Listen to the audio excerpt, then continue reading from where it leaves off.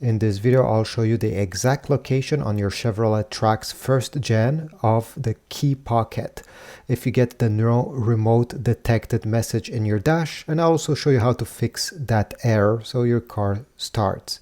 And by the way, all the information in this video is taken from the owner's manual, page 11, if you want to check out by yourself. So in the Chevrolet Trax, you need to go in the first cup holder, right over there. It's one single cup holder. It's the first one, the one that is closer to the shifter. This is where is the key transmitter pocket. And if you want to solve the no remote detected message, it's very easy. First, turn off your car. Then put the key in the exact spot I just showed you a few seconds ago. Just leave it there. Don't touch it.